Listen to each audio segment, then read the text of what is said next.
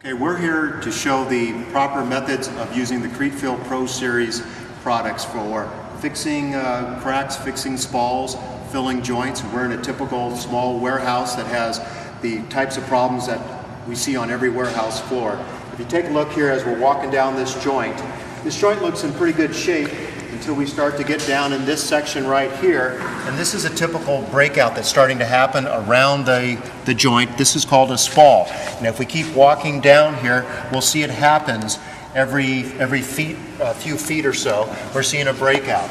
And this is typical of what happens in a warehouse floor when forklifts drive over the joints and the joints aren't protected with the joint filler. So we're going to show you the proper method of preparing these joints to be repaired, preparing the spalls to be fixed, and also recutting the joint. And we have some areas around here we're going to show you how to use the Cretefill crack repair on fixing cracks in the concrete floor. All right, out here on this job site we have a random crack that's pretty common out on a warehouse floor. We're going to go ahead and repair this with the Cretefill crack repair. Very, very low viscosity, almost as thin as water. As you'll notice, the crack starts off a little bit large and then gets much, much smaller as it moves this way. We're going to open up the crack with a diamond blade with the vacuum attachment here. We're going to open this large area up and we're going to use dry sand. We're going to float over it and we're going to take the Cretefill crack repair and we're going to saturate the sand repair. And then in the back section here where it's much thinner, we're just going to use the crack repair neat without any sand. Then we're going to go ahead and finish it off. It'll completely repair this crack.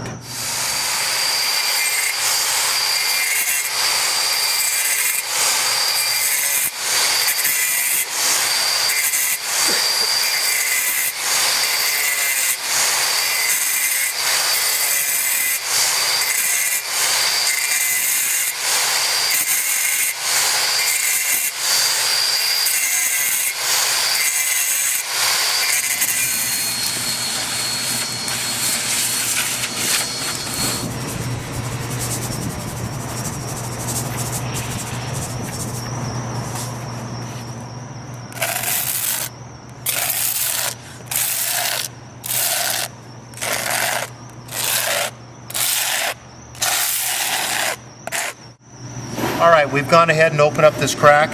The larger part of the crack, I pre-filled it with 30 grit sand, and then the narrower crack here, I'm just going to fill it neat.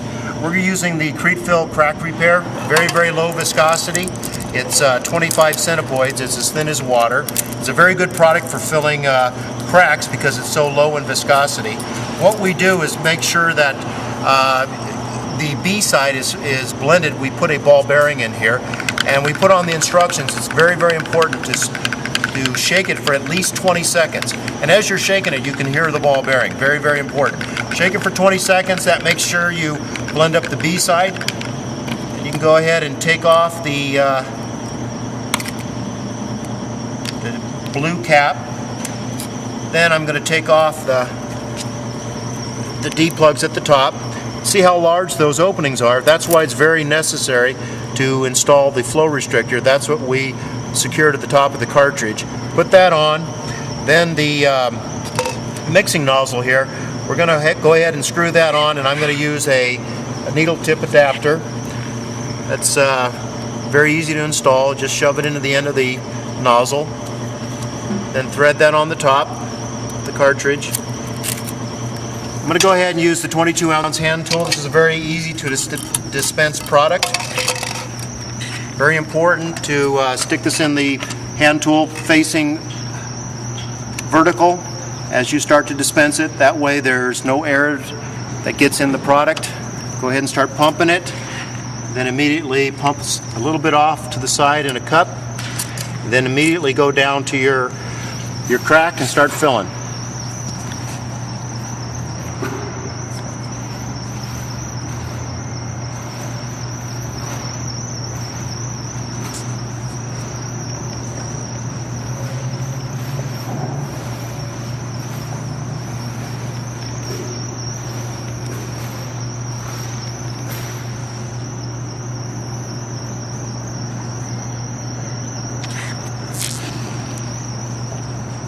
Okay, as you can see, the material is so thin it's able to saturate down through the sand. Once you're done with the amount of the cartridge that you needed to use, there's no reason to waste the extra that's in the cartridge. Go ahead and keep the cartridge slightly pointed down, put it over the cup, and drop out the flow restrictor, and then go ahead and recap your cartridge and save the balance for the next job. Good idea to pour a little bit of sand on top of the area that was large so that when we go and grind it down it looks nice and consistent. There's no wet spots. So just go ahead and take your sand and keep sprinkling it over until you take care of all the liquid. Okay, it's been about 20 minutes after we've first installed our Cretefill crack repair, and we've gone ahead and done this section with the sand and this section here without the sand, just neat. We're going to go ahead and grind it smooth. We're going to use a portable grinding system, the Zec blade with a vacuum attachment. We're going to grind this down smooth.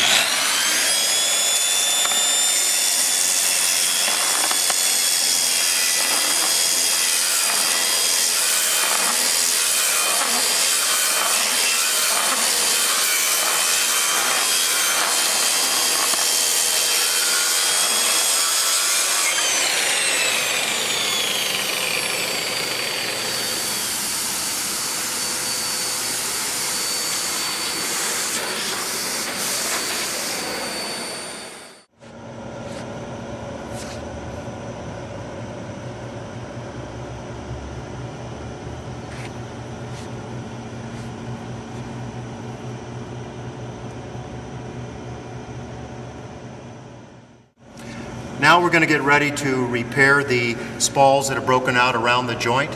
What's always important whenever you're doing a repair is to make sure you have the proper tools. Out here we've got a diamond cutting wheel with a vacuum setup. We have a little chipping hammer. We have the mixing tool dispensers, and we also have some sand to mix with the product. What we're using when we do our spall repair is the Cretefill spall repair that got the viscosity of milk. Therefore, it's very, very easy to blend together. It's a 1-to-1 ratio product. We pigment the B side. You see that's pretty dark. The A side is not pigmented.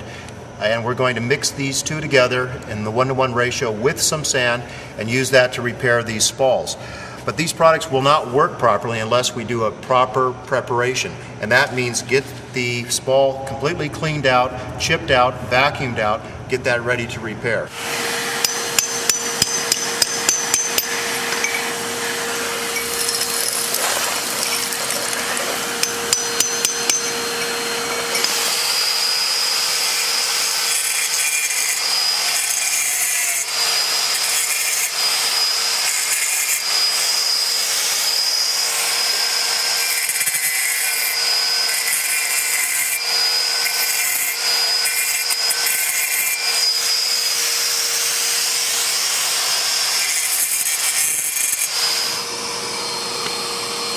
Gone ahead and prepped some of these spalls that are around the joints to be repaired. I want you to notice that we have an open joint on both sides of the repaired area, and a good method to keep the product from flowing away from the area that we're repairing is to simply take some Vac-A-Rod and dam up on both sides of the repair by shoving it into the joint.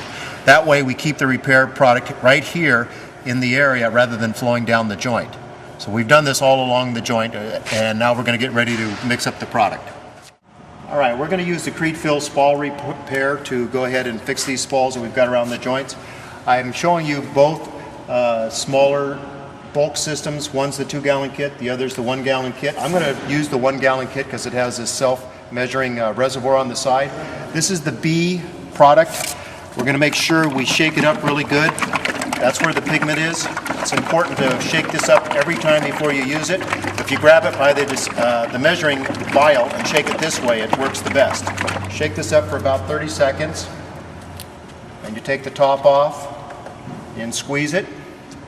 It starts to measure, and we measure ourselves out a certain amount.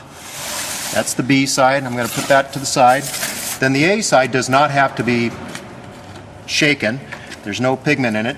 But I'm going to go ahead and squeeze it to make sure I measure the same amount also.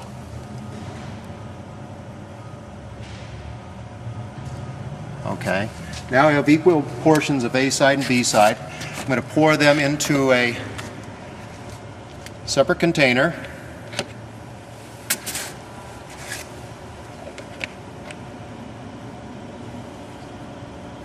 It's an easy 1-to-1 ratio, and there's plenty of working time. Now we're blending the A side and the B side together. It takes only about 15 to 20 seconds to get it blended. Then what I've decided to use out on this job is a 20 grit sand. I add that as a filler, but also as a way to control the material from moving away from the area that I'm repairing. It also makes the Cretefill spall repair stronger because it increases its compressive strength. And you can go ahead and add as much as you feel is necessary to make it flowable. There's, I'll just show you here, I've just kind of got it to good consistency. Make sure you blend that in really good. It also helps make the product slow down a little bit as far as its initial cure. And let's go ahead and go over to these areas and start to fill them. Remember, these are the spalls that I ground out with the diamond grinder. We vacuumed out, they're nice and clean. Simply feed your product in there. Scrape it off. We're going to come back a little later and grind this. This will be cured in about 20 minutes. Let's go ahead and go to another one. Just work down the line here.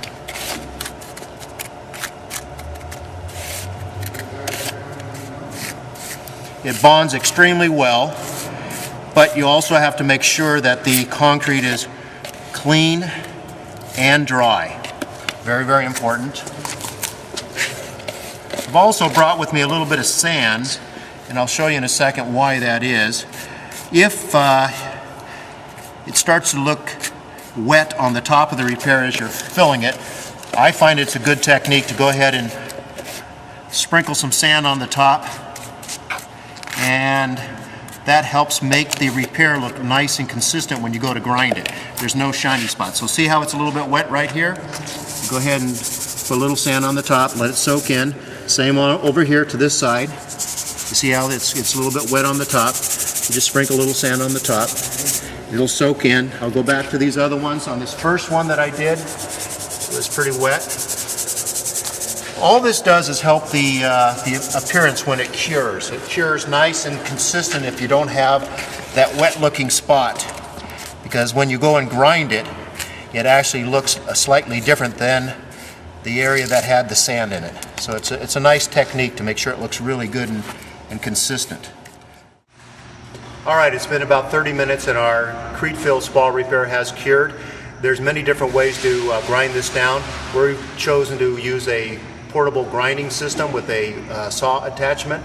We're using a ZEC wheel. It's a very efficient way to get this ground down without creating a lot of dust.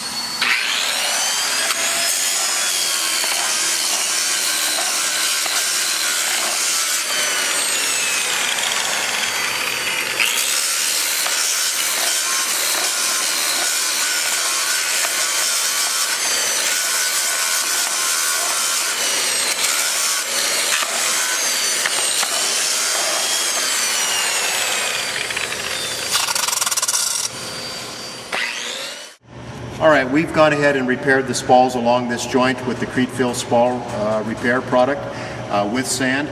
We're now going to take a dry diamond system with the vacuum and recut the joint. It's always necessary to make sure the joints are properly cleaned out and it's dry before we fill it with our joint filler.